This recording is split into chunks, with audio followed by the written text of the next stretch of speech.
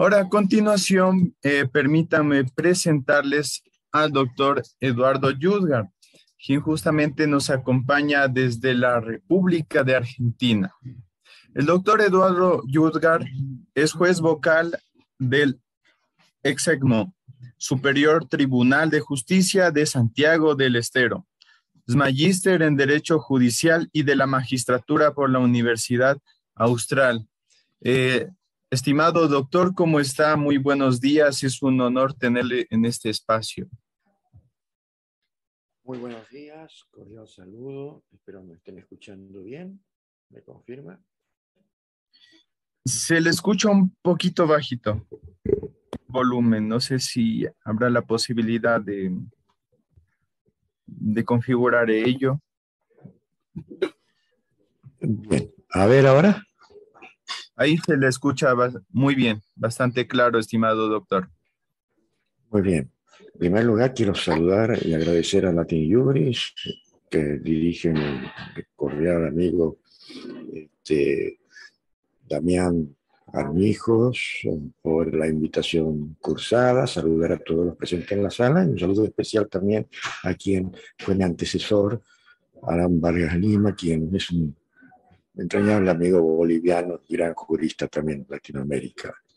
Voy a tratar el tema en esta media hora que se llama la operatividad o autooperatividad de las normas constitucionales y convencionales.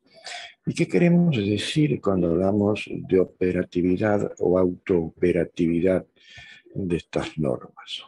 Y esto es una cuestión de que ha ido evolucionando dentro de la teoría del derecho constitucional, sobre todo desde que en antiguo las garantías de los derechos fundamentales, ya sea profundizadas, no tan profundizadas como las constituciones de corte liberal del siglo XVIII y XIX, o como también que transitaron hasta la mitad del siglo XX, y las actuales, ¿no?, de modelos sociales en donde se hace mayor hincapié a los principios que protegen lo que denominamos la dignidad humana, ese elemento que hasta los tribunales de Nuremberg no, no era considerado un bien jurídico protegido. Se entendía que lo que las constituciones políticas de antaño concedían como derechos a quienes eran los miembros de esa comunidad a la que regía, eran más bien concesiones que ese Estado que forjaba su constitución les otorgaba. No había un reconocimiento a la esencia de la naturaleza propia del ser humano, sino era considerado que tenía derechos porque pertenecía a esa órbita o a esa comunidad en la cual habían llegado a un acuerdo social para sentirse regidos por una norma fundamental. Por lo tanto, eran una especie de derechos subjetivos concedidos por el Estado con cierto grado de mayor jerarquía que el resto del ordenamiento jurídico, pero en definitiva se tenía o no se tenía derechos si es que el Estado los otorgaba o no los otorgaba. Podrían decir ahora, y bueno, y eso pasa en la actualidad, pero pasa en la actualidad cuando los operadores del ejercicio del poder democrático y en el estado actual de derecho constitucional no están a la legitimación de ejercicio y, cierto modo, soslayan lo que ordena la Constitución. Pero en la antigüedad no, porque esos derechos, además, no solamente para poder ejercerlos, debían estar concretamente contemplados en el texto constitucional. Tenían, además, que estar reglamentados, que implicaba que una ley infraconstitucional que dictara la Asamblea Parlamentaria en base a los postulados de derechos que estaban expresados nominalmente en la Constitución, tenía que estar dictada y aprobada en donde se reglamentaban los verdaderos alcances de ese derecho y que de ese modo únicamente podría ser reclamado por aquel que la garantía le autorizaba. Y así muchas veces se veían sentencias en todo el continente que decían, si bien los derechos, tales derechos están contemplados en la letra constitucional, no pueden ser ejercidos hasta tanto el Congreso o la Asamblea Parlamentaria reglamente su ejercicio. Es decir, la reglamentación de ese ejercicio era la forma de que realmente tuvieran vigencia efectiva esas garantías constitucionales. Obviamente, como decía, cuando se entendió que la dignidad humana es un bien jurídico protegido, que no era solo cosas de filósofos o teólogos, sino que Nuremberg descubrió que no reconocer la dignidad humana como objeto de protección del derecho implicó las atrocidades del genocidio en Alemania a fines de la Guerra Mundial. Ahí reaccionó la comunidad internacional, primero tibiamente con declaraciones que no eran vinculantes, pero muy importantes porque fueron la base del desarrollo de los tratados que hoy son verdaderos jarros o normas obligatorias para todos los países partes. Empezaron a aparecer la protección concreta de la dignidad humana. Y eso se trasluce en las constituciones actuales que tenemos en nuestro país.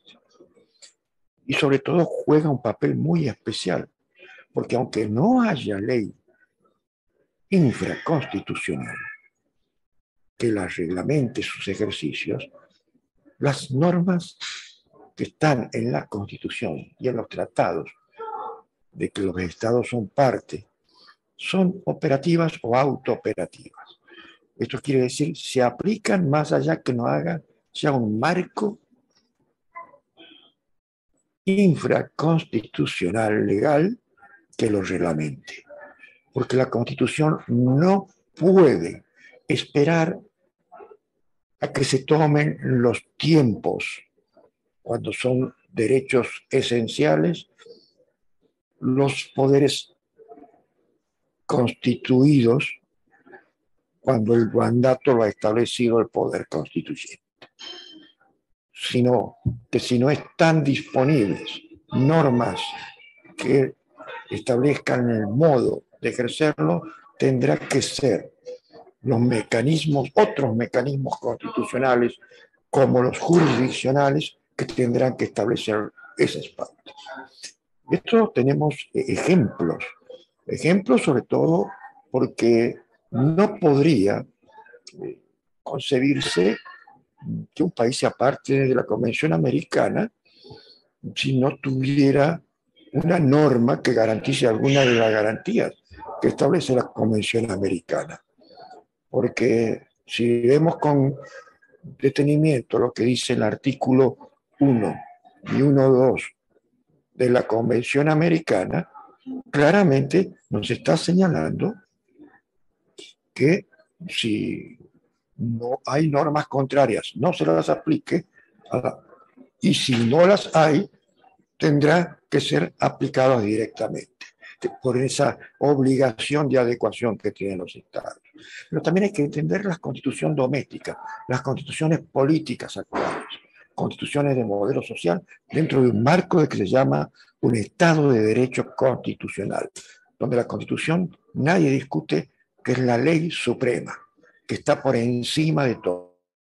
Además, si es que una norma infraconstitucional es el obstáculo para aplicar lo que garantiza, no ya concediendo graciosamente como antes se lo hacía, sino porque va descubriendo la dignidad humana, reconociendo ese principio que se ha dado de llamar pro homine. Y ojo, y en Ecuador sobre todo, hoy va más allá de esa visión antropocéntrica. Hoy va también a la contemplación de sujetos en la diversidad de seres no humanos, como la naturaleza, y dentro de los cuales hay seres vivos y otros más bien inertes, pero que son parte de esa naturaleza y que la Constitución de Montecristi de 2008 la reconoce expresamente como sujetos del derecho. Porque la Constitución es un estatuto organizativo supremo, contenedor de ese pacto social de convivencia que hablaba al principio y del proyecto de vida que se propone una sociedad a la que siempre vamos a recurrir cuando estemos en duda de cómo alcanzar el bien común. Pero que muchos de los habitantes y muchos de los que están bajo la jurisdicción de un Estado, porque ya esas garantías no son solamente para los ciudadanos del Estado, sino para todos aquellos que tengan dignidad, ese concepto de dignidad protegido por el principio pro homine, que pueda estar, aunque sea accidentalmente en el país, esa constitución de este país que pertenece a la Comunidad Internacional de Protección de Derechos Humanos mediante la suscripción o adhesión de convenios internacionales y su ratificación, tiene la obligación también de reconocer. Por eso se habla de todos los sujetos que están bajo su jurisdicción. Y allí vemos entonces que la Constitución está bosquejada en la actualidad de la manera de ser que tiene esa sociedad y que esa voluntad de Constitución es suprema. Por lo tanto, si es que no se han establecido los resortes necesarios de establecer el modo de ejercer mediante normas infraconstitucionales, en el momento de que una persona tenga que ser protegida por esas garantías no contempladas, obviamente, si es que el Estado directamente, por sus órganos de ejercicio administrativo o legislativo, no lo hace, lo tendrá que hacer la jurisdicción, como guardiana de la Constitución, de esa inalterabilidad de esas garantías constitucionales. Si es que realmente se ejerce un poder legítimo de esas funciones que el pueblo les ha delegado dentro de un sistema de representatividad. Y vamos a ver casos, en la Argentina tenemos multiplicidad de casos que aunque no hayan estado en cierto modo contemplado en el orden jurídico argentino determinadas normas sobre garantías que estableció la Constitución o que eran obligatorias para la Argentina por haberse incorporado a tratados internacionales, la Corte Suprema les dio esa operatividad o autooperatividad. Hay un caso emblemático, pero que tiene su historia, porque no ha sido una producción de la jurisprudencia de la Corte Suprema, en cierto modo pacífica. Ha tenido sus idas y vueltas. El caso del profesor Miguel Ekmedjian. El profesor Miguel Ekmedjian era un constitucionalista, profesor de la Universidad de Buenos Aires, que era una persona muy aferrada a sus creencias religiosas. En un programa político sintió que su fe católica había sido afectada como creyente y pidió el derecho de rectificación porque la Argentina ya había suscrito a la Convención Americana y había ratificado el pacto. Pero llegó a la Corte Suprema y esa integración de la Corte Suprema le dijo, señores Ekmedjian, si es cierto, la Argentina está dentro del sistema interamericano de derechos humanos, pero hasta el año 1998, en que se lo dictó, no había, perdón, hasta el año 1988, en que se dictó el fallo, no había todavía dado una ley sobre el derecho de rectificación o de réplica para poder acudir a ese mismo programa televisivo para que se le dé un tiempo para rebatir aquellas frases que consideraba injuriosas a sus derechos apoyados en el principio de las creencias, en ese principio también de conciencia que protege la Constitución. Sin embargo, pasaron los años, 4 años más, 1988 el primer caso, que era contra el programa de Neustadt, un periodista político muy visto en la Argentina en aquel entonces, también sintió agraviado en otro programa que era de Gerardo Sofovich en el año 1992. Todavía no se había hecho la última reforma de la Constitución argentina que incorporaba los tratados, pero la Argentina ya era desde hace tiempo parte de la Convención Americana. Así cambió el temperamento de la Corte Suprema y dijo, el señor Hermedigian se ha sentido ofendido porque en ese programa uno de los entrevistados ofendió la imagen de la Virgen María. Y él es un hombre que públicamente es público y ha profesado su creencia y ha defendido sus creencias religiosas. La Argentina ha suscrito la Convención Americana y ha aceptado la competencia de la Corte Interamericana. La Corte Interamericana ya había dictado la pertinente opinión consultiva sobre el derecho de rectificación. Por lo tanto, estamos obligados, así no esté en el ordenamiento jurídico contemplado este derecho. Y la Corte también se remitió a lo que son los derechos implícitos de la Constitución, que son aquellos no establecidos taxativamente como derechos fundamentales, pero que nacen de esa esencia del principio pro homine que hoy gobierna toda decisión judicial.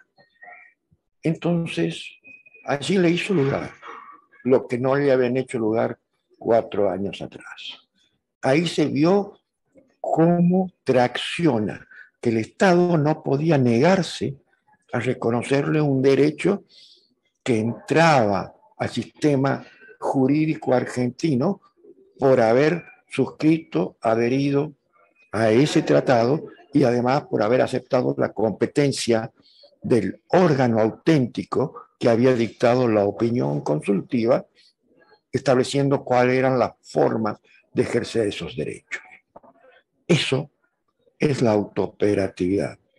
También le sirvió muchísimo a la República Argentina la utilización de esa fuerza de autooperatividad de normas convencionales y constitucionales, en el sentido de que pudo juzgar la mayoría de los casos, y sigue haciéndolo hasta el día de hoy, de los delitos de lesa humanidad que fueron cometidos durante la dictadura militar.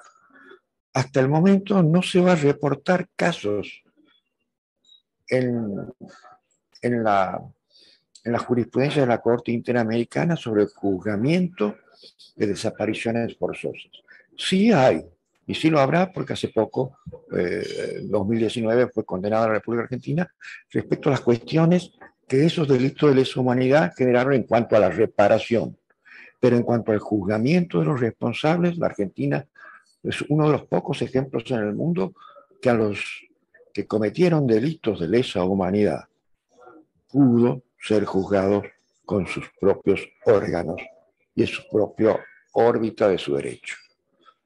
Y esto es debido a esa forma de flexibilidad que hoy se concibe a las pautas y a las hermenéuticas que autorizan la alterabilidad de las garantías constitucionales, en donde no puede estar esperando a que los órganos constituidos puedan establecer las formas de ejercicio como antañamente lo contemplaban los mismos fallos de los altos tribunales. Eso ha quedado de lado. Y eso también lo vemos en Ecuador en muchos fallos. Y eso también es que nos lleva a decir que vamos a poder cumplir las obligaciones que contraemos como Estados soberanos e independientes de pertenecer a una comunidad internacional que protege los derechos humanos mediante la suscripción o adhesión y posterior ratificación de un tratado internacional y la aceptación del órgano que tiene la última palabra en ámbito internacional para decir cuál es el verdadero sentido y alcance de esas garantías.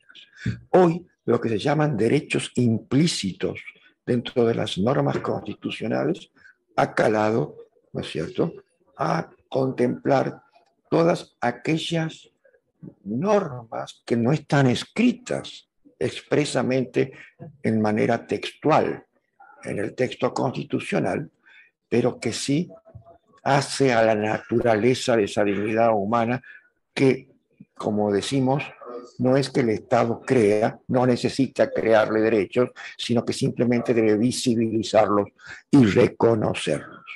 Ese es un verdadero orden de diálogo jurisdiccional, de diálogo de multinivel, de fuentes entre derechos que se llaman derechos domésticos, derechos internos y el derecho internacional.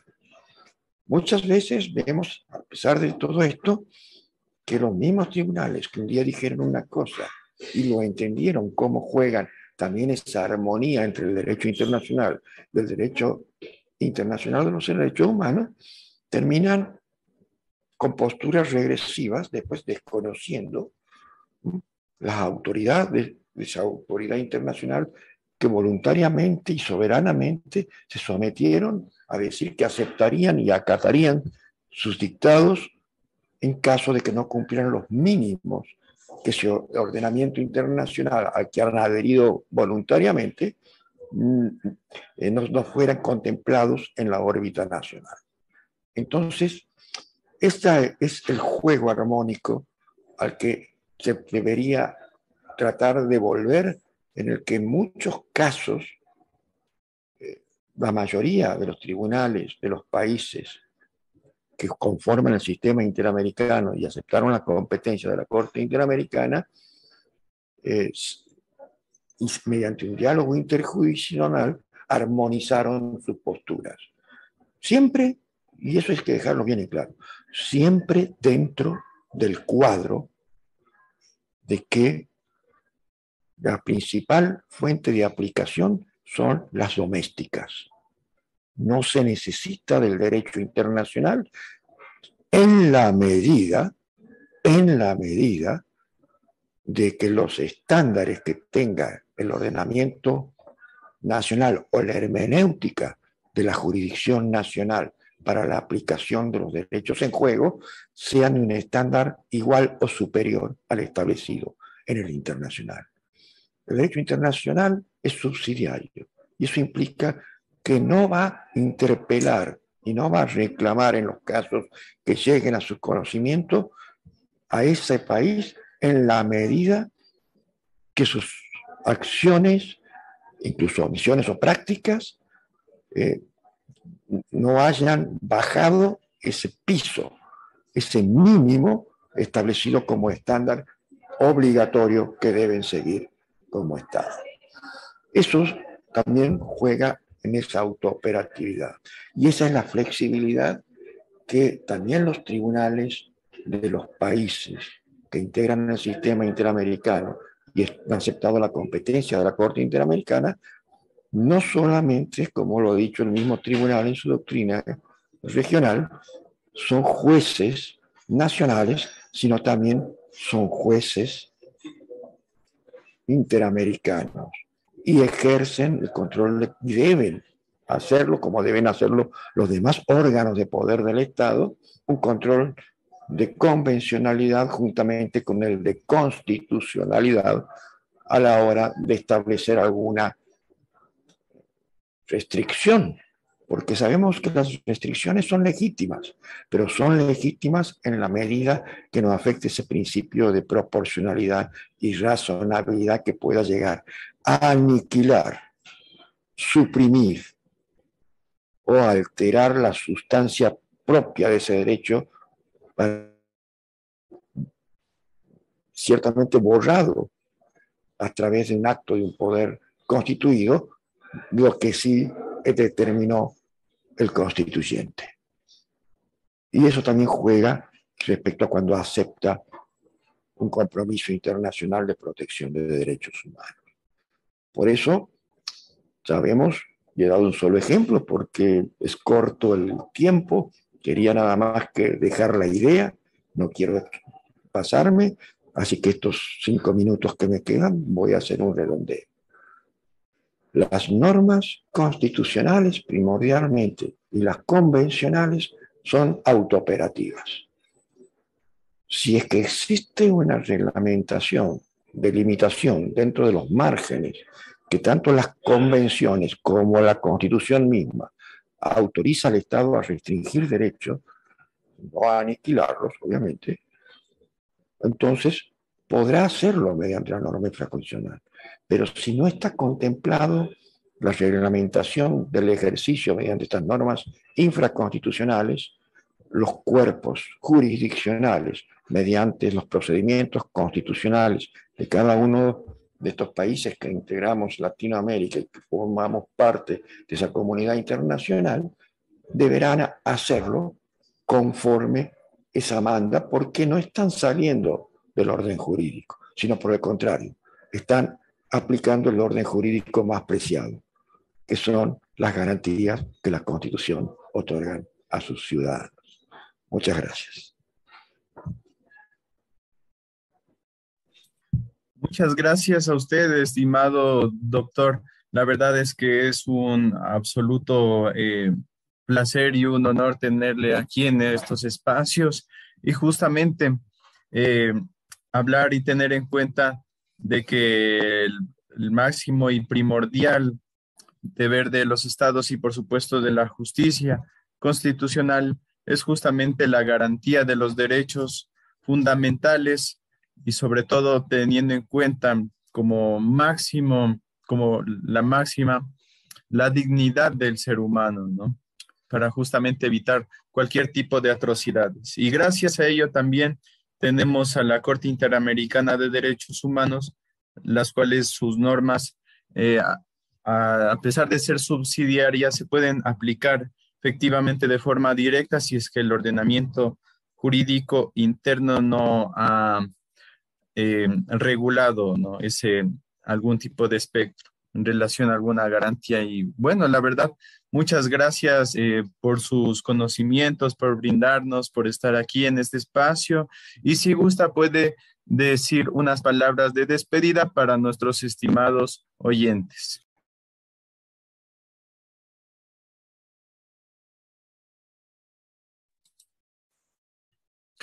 Disculpe, está apagado su micrófono, doctor.